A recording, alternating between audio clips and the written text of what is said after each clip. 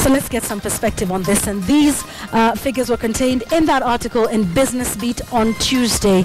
I'm sure you read that. If you didn't, well, let's have the writer now, Paul Wafula, who's our business writer. Thanks for joining us today. Thank you. So what happened? How did we get to this level? You know, when the Jubilee administration came into power, a few things happened right at the beginning.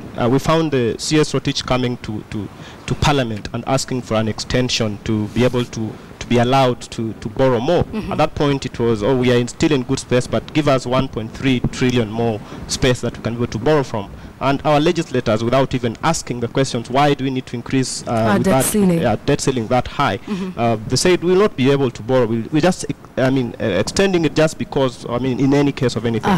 And then the second thing that happened, there was the rebasing of the GDP. So technically, in the business cycles, really nothing has happened to the economy. It's just that someone has gone back and looked at the numbers and brought them back to what is happening today.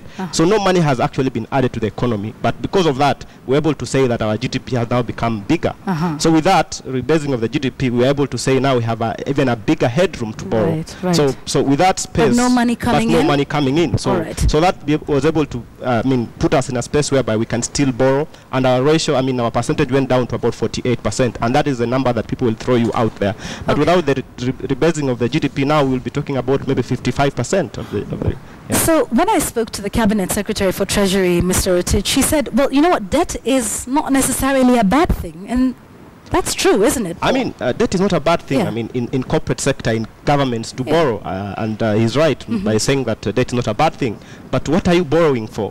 You look at a situation whereby we borrowed about 250 billion in the syndicated loan. Right. And when we ask the government, what are the projects that you've done?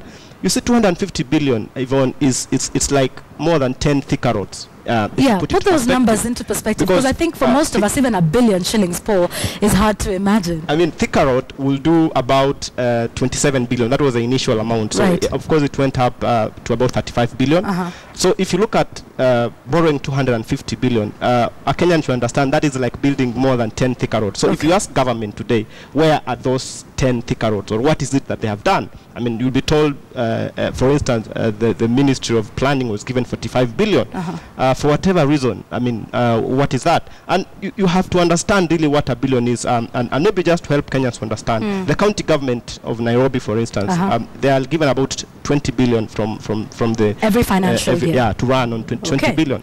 So if you know what that means to run a county of 4 million plus people with 20 billion, then you will understand. And yet we're accruing 40 billion shillings in debt every month as a country. So that 40 billion that we're accruing every month could literally fund Nairobi County for 2 months. It will do it for 2 months. Yes. All right. So thanks for putting some of those numbers in perspective. But then I guess there is the difficult task of Treasury and the CBK to balance what we call the unholy or holy trinity, whichever way you want to look at it. And that is low interest rates, a strong currency, and low inflation. How easy or difficult is this? It is a very difficult job. It's like someone putting themselves in a bucket and trying to lift themselves up, literally, from the bucket they're standing in. Interesting analogy. It can't work. You have Treasury and the CBK working at cross purposes. So the CBK is trying to do a very good job to stabilize our currency. It goes very hard on inflation, and it's trying to put it into check by ensuring that there's very little money in circulation. But then on the other hand, you find the government that is going flat out to borrow and spend this money in the same economy. So what is the CBK is left with a very little headroom to operate. So there must be a way whereby government, they find a way of working together, and the central bank has said it in many fora that we must be able to work together to be able to put the economy in the same space. All right. So Paul, as we finish, what is the way forward with this issue? Because the CS has said he will continue borrowing. Because even as it is, and that was the first thing we talked about, we're not meeting our tax revenue collections as we should. So many Kenyans are now worried, saying we're going into more borrowing, and the borrowing is going to pay debt. It seems like it's just going into a bottomless pit. Kenyans will you see, for an average Kenyan on the street, they look at what they're buying in the shop. Yeah. Eventually, everything that is happening will be able to trickle down to the common man on the street. So when you go to buy milk was about 30 shillings just a year ago. Now it's 50 shillings to get 45, 50 shillings to get a packet of milk.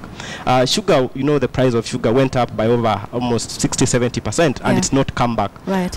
Everything has gone up in terms of the pricing. If you ask government, they always tell you that, look, we're going to bring down the cost of living. And that has been out. I mean, the big irrigation project about we are bringing down the cost of living. When we talk about all these projects, the government even refused to increase teacher salaries, and everybody's salary is saying we are going to compensate that by bringing down the cost of living. Right. So you'll give it to them if they actually bring down the cost of living. But ask them sincerely, if the common man on the street is feeling this reduced cost of living, look at what a tomato, I mean, even just grocery, what they cost. And not to mention the interest rates, which you highlighted very well in your article. That's what you started with. So if you can give me one sentence, what do we do now? We must stop the bucket from leaking. That's what I might say, because what are we spending our money on? If we are borrowing money to build infrastructure, that has gains in the future. But if we are borrowing to pay salaries or to travel abroad, to fly around, then we are really heading ourselves in the wrong direction. Absolutely. Paul Wafula, thank you very much. He's our business writer at The Standard. You want to catch the business beat? It's in your Standard every Tuesday, and look out for his articles. Quite insightful. That is the focus of our discussion on Checkpoint. In just a few minutes from now, do you think the government is doing enough to manage our debt efficiently? Again, let me remind you, it is now almost past. We have now accrued 30 million shillings in debt since we started KTN Weekend Prime. Do you think we're doing enough? My panel, Okoiti Omtata, who wants more details on how the Eurobond was spent. We have economist Karidhi Muremi, as well as Wanjuru Gikonyo from the Institute for Social Accountability. Please use the hashtag Checkpoint on social media. You can also text us 22155, and we will sample your views as we continue with our bulletin tonight. Stay with us. We're back after the break.